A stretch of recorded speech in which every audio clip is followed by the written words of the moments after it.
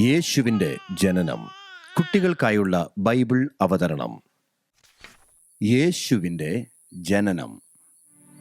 വർഷങ്ങൾക്ക് മുൻപ് ദൈവം തൻ്റെ ദൂതനായ ഗബ്രിയേലിനെ ഒരു യഹൂദ സ്ത്രീയായ മറിയയുടെ അടുത്തേക്ക് അയച്ചു. ദൂതൻ അവളോട്, നിനക്ക് ഒരു മകൻ ജനിക്കും, അവനെ യേശു എന്ന് പേർ വിളിക്കണം. അത്യുന്നതൻ്റെ മകൻ എന്ന് വിളിക്കപ്പെടും, അവൻ്റെ രാജത്വം എന്നേക്കും ഇരിക്കും എന്ന് പറഞ്ഞു. ഇത് എങ്ങനെ സംഭവിക്കും? അത്ഭുതത്തോടെ അവൾ ചോദിച്ചു. ഞാനൊരു പുരുഷനുമായി ബന്ധപ്പെട്ടിട്ടില്ല. ദൂതൻ അവളോട്, ഇത് ദൈവത്താൽ സംഭവിക്കും, മനുഷ്യപിതാവ് ഉണ്ടായിരിക്കുകയില്ല. ദൂതൻ മറിയയോട്, നിന്റെ ചാർച്ചക്കാരത്തി എലീശബെത്ത് വാർദ്ധക്യത്തിൽ ഒരു മകനെ ഗർഭം ധരിച്ചിരിക്കുന്നു. ഇത് ഒരു അത്ഭുതം തന്നെ. ഉടനെ തന്നെ മറിയ എലിസബത്തിനെ സന്ദർശിച്ച് ഇരുവരും ദൈവത്തെ സ്തുതിച്ചു. യോസേഫ് എന്നു പേരുള്ള ഒരു പുരുഷനുമായി മറിയയുടെ വിവാഹം ഉറപ്പിച്ചിരുന്നു. മറിയ ഗർഭിണിയായി എന്നുള്ള വിവരം അറിഞ്ഞ യോസേഫ് അതീവ ദുഃഖത്തിലായി. മറ്റൊരു പുരുഷനായിരിക്കും കുട്ടിയുടെ പിതാവ് എന്ന് അവൻ ചിന്തിച്ചു. കർത്താവിൻ്റെ ദൂതൻ യോസേഫിന് സ്വപ്നത്തിൽ പ്രത്യക്ഷനായി. യോസേഫിനോട് പറഞ്ഞു, മറിയ ഗർഭം ധരിച്ചിരിക്കുന്ന പൈതൽ ദൈവത്തിൻ്റെ പുത്രനാണ്. യേശുവിനെ വളർത്തുവാൻ യോസേഫ് മറിയയെ സഹായിച്ചു. യോസേഫ് ദൈവത്തിൽ ആശ്രയിക്കുകയും അനുസരിക്കുകയും ചെയ്തു. തൻ്റെ ദേശത്തിൻ്റെ നിയമങ്ങളെയും പാലിച്ച് പുതിയ നിയമമനുസരിച്ച് നികുതി അടയ്ക്കുന്നതിന് യോസേഫും മറിയയും ബേത്ലഹേമിലേക്ക് പുറപ്പെട്ടു പോയി. യോസേഫ് അന്വേഷിച്ചു, പക്ഷേ ഒരു മുറിയും കണ്ടുപിടിക്കാൻ കഴിഞ്ഞില്ല. സകല സത്രങ്ങളും ആളുകളെ കൊണ്ട് നിറഞ്ഞിരുന്നു. അവസാനം യോസേഫ് ഒരു പശുത്തൊട്ടി കണ്ടു. മറിയ യേശുവിന് ജന്മം നൽകി പശുത്തൊട്ടിയിൽ കിടത്തി. അത് പശുക്കൾക്ക് തീറ്റ കൊടുക്കുന്ന സ്ഥലമായിരുന്നു. അതിൻ്റെ അടുത്തു തന്നെ ആട്ടിടയന്മാർ ആടിനെ മേയിച്ചുകൊണ്ടിരുന്നു. ദൈവത്തിൻ്റെ ദൂതന്മാർ പ്രത്യക്ഷപ്പെട്ട് ഈ സുവാർത്ത അവരെ അറിയിച്ചു. കർത്താവായ യേശു ക്രിസ്തു എന്ന രക്ഷിതാവ് ദാവീദിന്റെ പട്ടണത്തിൽ നിങ്ങൾക്കായി ജനിച്ചിരിക്കുന്നു.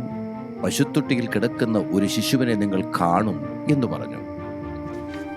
പെട്ടെന്ന് ദൂതന്മാരുടെ ഒരു സംഘം ചേർന്ന് ദൈവത്തെ പുകഴ്ത്തി. അത്യുന്നതങ്ങളിൽ ദൈവത്തിനു മഹത്വം, ഭൂമിയിൽ ദൈവപ്രസാദമുള്ള മനുഷ്യർക്ക് സമാധാനം. ആട്ടിടയന്മാർ ഉടനെ പശുത്തൊട്ടിയിൽ കിടക്കുന്ന യേശുവിനെ കാണുവാൻ പുറപ്പെട്ടു. യേശുവിനെ കണ്ട ശേഷം സകല ജനത്തോടും ഈ വിഷയം അറിയിച്ചു. 40 ദിവസത്തിനു ശേഷം യോസേഫും മറിയയും യേശുവിനെ യെരുശലേം ദേവാലയത്തിലേക്ക് കൊണ്ടുപോയി. യേശുവിനെ കണ്ടപ്പോൾ ശിമയോൻ ദൈവത്തെ മഹത്വപ്പെടുത്തി. 2 പേർക്ക് യേശു ദൈവപുത്രനെന്ന് അറിയാമായിരുന്നു, അതായത് വാഗ്ദത്ത രക്ഷകൻ. യോസേഫ് 2 പക്ഷികളെ യാഗമായി അർപ്പിച്ചു. ദരിദ്രരായ ആളുകൾ അവർക്ക് സന്തതി ജനിച്ചാൽ ദൈവത്തിൻ്റെ സന്നിധിയിൽ കൊണ്ടുവരുമ്പോൾ ചെയ്യേണ്ടതായ നിയമം ആയിരുന്നു ഇത്. കുറെ കഴിഞ്ഞ് കിഴക്ക് നിന്ന് വിദ്വാൻമാർ നക്ഷത്രം കണ്ടതുകൊണ്ട് യെരൂശലേമിലെത്തി. യഹൂദന്മാരുടെ രാജാവായി പിറന്നവൻ എവിടെ? ഞങ്ങൾ അവനെ നമസ്കരിക്കുവാൻ വന്നിരിക്കുന്നു എന്ന് പറഞ്ഞു. വിദ്വാൻമാർ ചോദിച്ചത് കേട്ടപ്പോൾ ഹെരോദ രാജാവ് പേടിച്ചുപോയി. രാജാവ് അവരോട്, യേശുവിനെ നിങ്ങൾ കണ്ടെത്തിയാൽ എന്നെ അറിയിപ്പീൻ, ഞാനും ചെന്ന് അവനെ ആരാധിക്കണം എന്ന് കള്ളം പറഞ്ഞു. അവൻ യേശുവിനെ കൊല്ലുവാൻ ശ്രമിക്കുകയായിരുന്നു. നക്ഷത്രം വിദ്വാൻമാർക്ക് വഴികാട്ടിയായി യോസേഫും മറിയയും താമസിക്കുന്ന ഭവനത്തിലേക്ക് കൊണ്ടുവന്നു.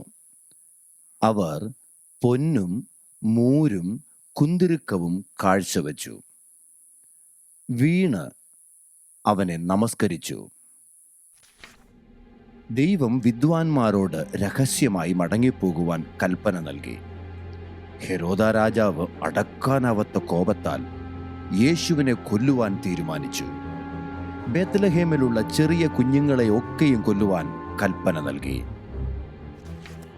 എന്നാൽ ദൈവപുത്രനെ കൊല്ലുവാൻ കഴിഞ്ഞില്ല. യോസേഫും മറിയയും ദൂതൻ സ്വപ്നത്തിൽ പറഞ്ഞതുപോലെ മിസ്രയീമിലേക്ക് പോയി. അവിടെ യേശുവിന് നല്ല സംരക്ഷണം കിട്ടി. ഹേരോദാവ് മരിച്ച ശേഷം യോസേഫും മറിയയും യേശുവുമായി തിരികെ വന്നു. ഗലീല സമുദ്രത്തിനടുത്തുള്ള നസറേത്ത് എന്ന ഗ്രാമത്തിൽ ചെന്ന് പാർത്തു. ആമേൻ. നാം തെറ്റുകാരെന്ന് ദൈവം അറിയുന്നു. അതിന് പാപമെന്നും പറയുന്നു. പാപത്തിനുള്ള ശിക്ഷ മരണമാണ്. ദൈവം നമ്മെ സ്നേഹിച്ചു, അതിനാൽ തൻ്റെ മകനായ യേശുവിനെ നമ്മുടെ പാപങ്ങളുടെ പരിഹാരത്തിനായി ക്രൂശിൽ മരിക്കേണ്ടതിന് ഈ ലോകത്തിലേക്ക് വന്നു. യേശു മരിച്ച് ഉയിർത്തെഴുന്നേറ്റ് സ്വർഗത്തിലേക്ക് പോയി. ദൈവത്തിന് നമ്മുടെ പാപങ്ങളെ ക്ഷമിക്കുവാൻ കഴിയും. നമ്മുടെ പാപങ്ങളിൽ നിന്ന് വിടുതൽ ആവശ്യമെങ്കിൽ ദൈവത്തോട് ഇപ്രകാരം പറയുക: പ്രിയ ദൈവമേ, യേശുവേ, എനിക്കു വേണ്ടി മരിച്ച് ഇപ്പോൾ ജീവിക്കുന്നുവെന്ന് ഞാൻ വിശ്വസിക്കുന്നു. എൻ്റെ ഹൃദയത്തിലേക്ക് വന്ന് എൻ്റെ പാപങ്ങളെ ക്ഷമിക്കണമേ. എനിക്ക് ഒരു പുതിയ ജീവിതം നൽകണമേ. നിരന്തരം നിന്നോട് അടുത്ത് ജീവിക്കുവാനും നിന്റെ മകനായി ജീവിക്കുവാനും എന്നെ സഹായിക്കണമേ. ആമേൻ. യോഹന്നാൻ 3:16. എല്ലാ ദിവസവും ബൈബിൾ വായിക്കുകയും ദൈവത്തോട് സംസാരിക്കുകയും ചെയ്യുക. യേശുവിൻ്റെ ജനനം. ദൈവവചനത്തിൽ നിന്നും ഒരു കഥ. ബൈബിളിൽ നിന്നും എടുത്തത്. മത്തായി 1 മുതൽ 2 വരെയുള്ള അധ്യായങ്ങൾ. ലൂക്കോസ് 1 മുതൽ 2 വരെയുള്ള അധ്യായങ്ങൾ. നിങ്ങളുടെ പ്രവേശന വാക്ക് വെളിച്ചം പകരട്ടെ. സങ്കീർത്തനം 119:130. എഴുതിയത് എഡ്വേർഡ് ഹ്യൂഗ്സ്. തർജ്ജിമ ചെയ്തത് ഇ ഫ്രിഷ് ബട്ടർ, സാറ എസ്. അംഗീകരിച്ചത് റവറൻഡ് ബെന്നി. കഥ 36:60 നിന്നും.